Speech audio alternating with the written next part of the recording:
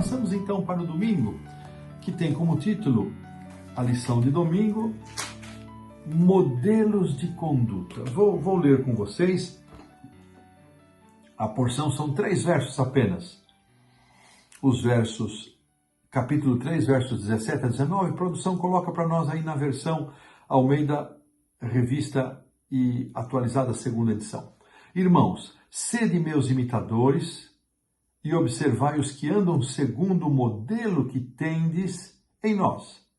Pois muitos andam entre nós, dos quais repetidas vezes eu vos dizia, e agora vos digo, até chorando, que são inimigos da cruz de Cristo. O destino deles é a perdição, o Deus deles é o ventre, e a glória deles está na sua infâmia, visto que só se preocupam com as coisas terrenas. 3 versos para nós pensarmos e refletirmos. Paulo, ele inicia dizendo, irmãos, sede meus imitadores e observai os que andam segundo o modelo que tendes em nós.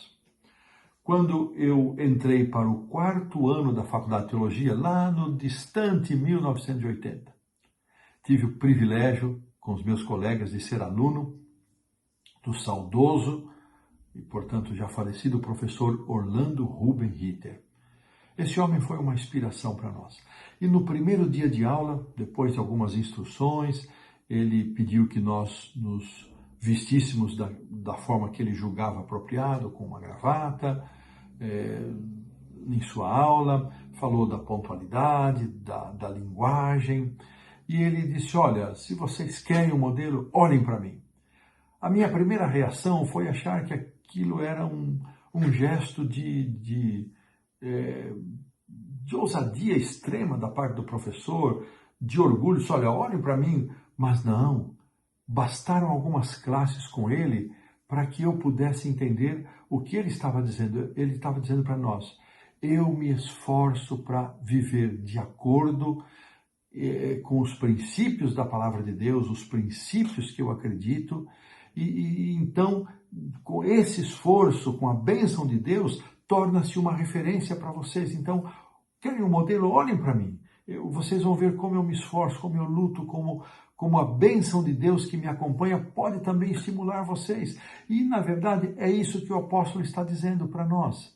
A compreensão que Paulo tentou passar para os filipenses é de que ele, em Cristo Jesus, se tornava uma referência. E não era só ele, veja que o final do versículo 17, ele diz também, segundo o modelo que tendes em nós. Que modelo é esse? Paulo está dizendo, está apontando aqui para a pessoa do Senhor Jesus. Assim, Paulo já havia dito isso em outra oportunidade aos Coríntios, né?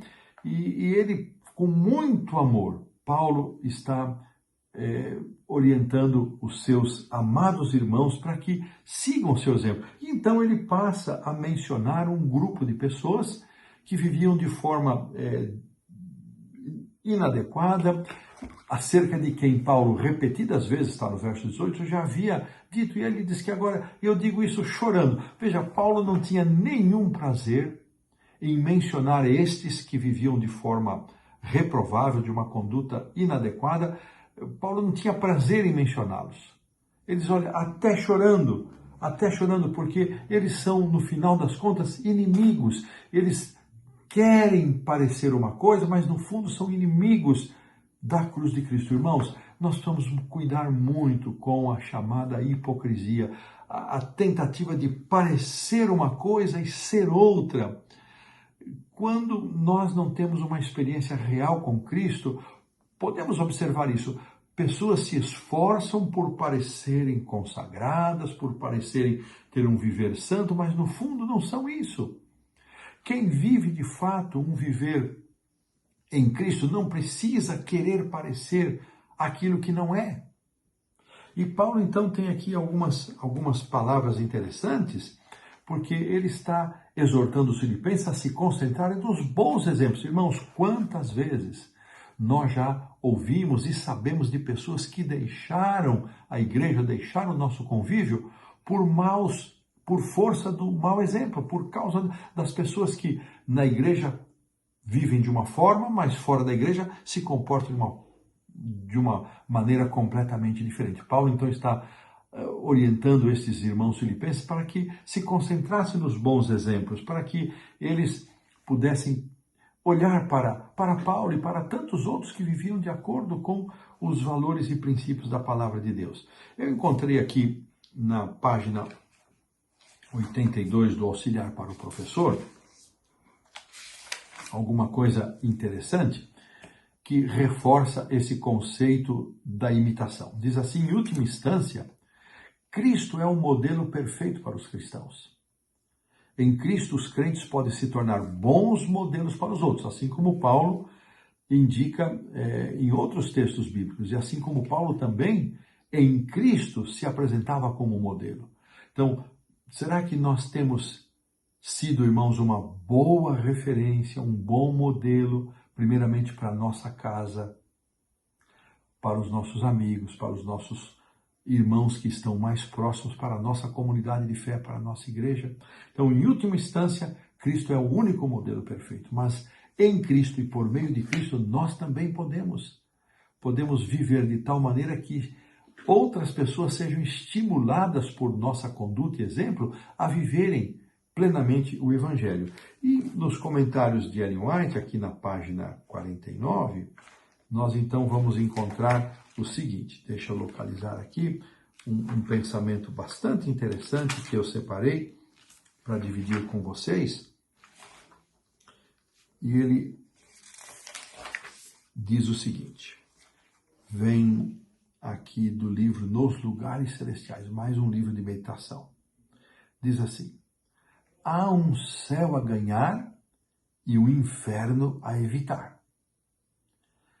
Cristianismo. Quantos existem, diz Ellen White, que não sabem o significado do que é ser um cristão? Não é algo posto no exterior. É uma vida adornada, ornada com a vida de Cristo. Significa estarmos usando as vestes da justiça de Cristo. Este segundo pensamento do livro Maravilhosa Graça, também um livro de meditação. Então, será que nós sabemos o significado do que é ser um cristão? Será que a nossa vida ela está ornada, ela orna com o exemplo de Jesus? Será que nós estamos vestindo as vestes da justiça de Cristo? Temos um céu a ganhar e um inferno a evitar. E desta maneira colocamos um ponto final na lição de domingo.